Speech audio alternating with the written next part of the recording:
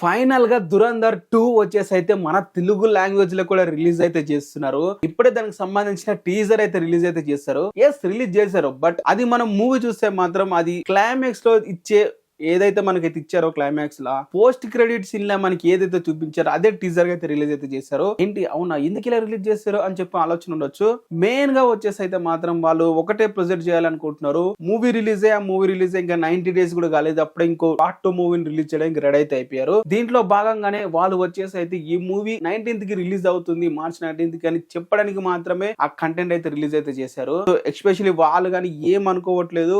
అంటే ఈ మూవీని మళ్ళీ గ్రాండ్ లెవెల్ లో ప్రమోషన్ చేయాల్సినంత అవసరం కూడా వాళ్ళకైతే లేదు. సేమ్ పార్ట్ 1 కి వాళ్ళు ఎలా అయితే ప్రొజెక్ట్ అయితే చేసుకున్నారో, పార్ట్ 1 ఎలాగైతే వాళ్ళు సింపుల్ గా రిలీజ్ చేసి ఇంత పెద్ద బ్లాక్ బస్టర్ కొట్టారో అదే విధంగా ఈ పార్ట్ కూడా ప్రమోషన్స్ ఉండాలని చెప్పి ఫిక్స్ అయితే అయ్యారని చెప్పి కనిపిస్తుంది. ఆల్రెడీ బీభత్సమైన అయితే అయిపోతే ఉంది మూవీ మీద. ఎస్పెషల్లీ మన తెలుగులో ఓటీటీ రిలీజ్ అయిన తర్వాత ఇంకా అయిపోతే పెరిగిందని చెప్పాలి. మన తెలుగు నుంచే Day 1 ఒక 20 crores వచ్చినా కూడా తక్కువే.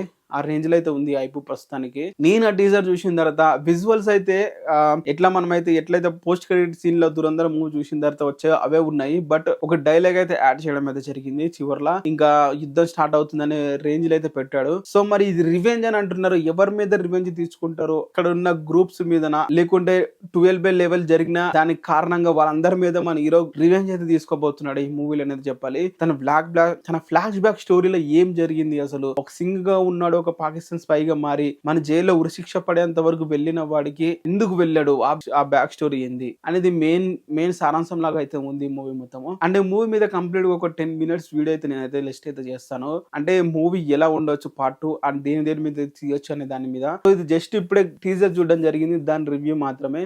మీకు ఎలా అనిపించింది చూసిన తర్వాత కింద కామెంట్ చేయండి. అలాగే కొత్తగా ఎవరైనా చూస్తున్నట్లయితే ఫాలో అయితే కొట్టండి.